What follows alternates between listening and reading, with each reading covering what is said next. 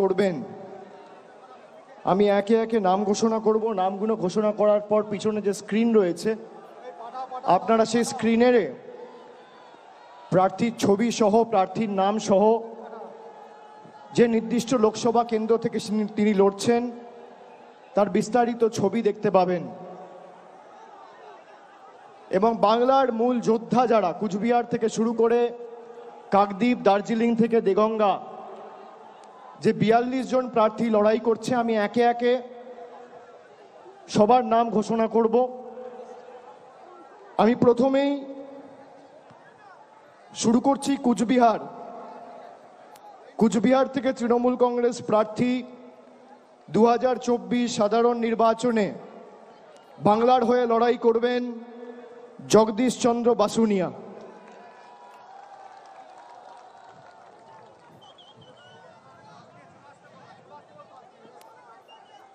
এরপর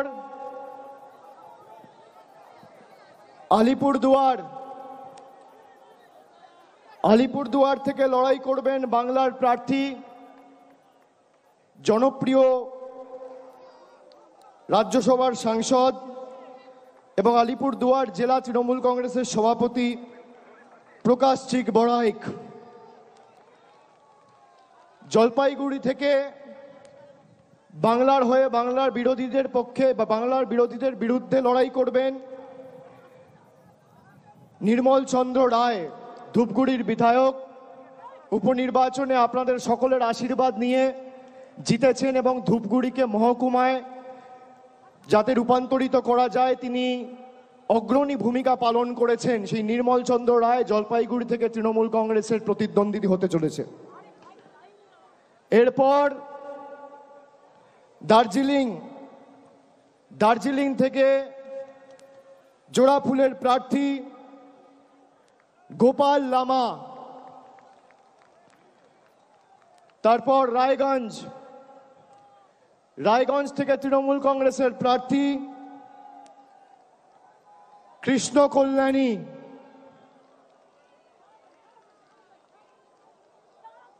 বালুরঘাট থেকে বাংলার হয়ে সব থেকে বড় বাংলা বিরোধী, বিজেপি ইতিমধ্যেই নাম ঘোষণা করেছেন তাদের রাজ্য সভাপতি।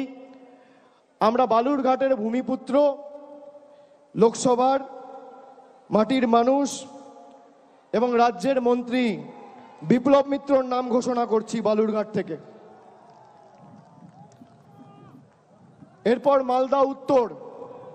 মালদা উত্তর থেকে বাংলার হয়ে এবং তৃণমূল কংগ্রেসের হয়ে লড়াই করবেন প্রাক্তন আইপিএস এবং দীর্ঘদিন মানুষের জন্য কাজ করেছেন প্রসূন ব্যানার্জি।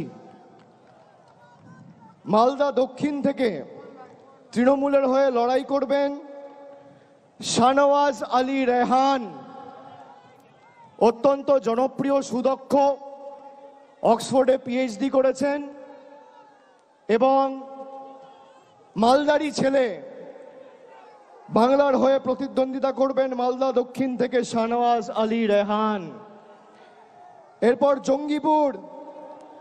জঙ্গিপুর থেকে লড়াই করবেন খলিলুর রহমান। এরপর বহরমপুর থেকে তৃণমূল কংগ্রেসের প্রার্থী, বাংলার প্রার্থী,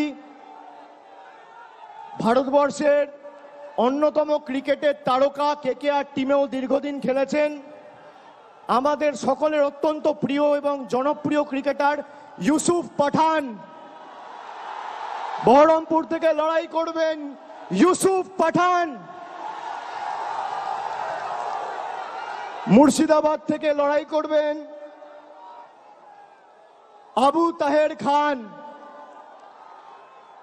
কৃষ্ণনগর থেকে বাংলার হয়ে এবং তৃণমূল কংগ্রেসের হয়ে লড়াই করবেন মহুয়া মৈত্র। রানাঘাট থেকে লড়াই করবেন রানাঘাট কৃষ্ণগঞ্জের ছেলে, বনগাঁ দক্ষিণের বিধায়ক মুকুটমণি অধিকারী। বনগাঁ থেকে লড়াই করবেন বিশ্বজিৎ দাস। ব্যারাকপুর থেকে লড়াই করবেন পার্থ ভৌমিক।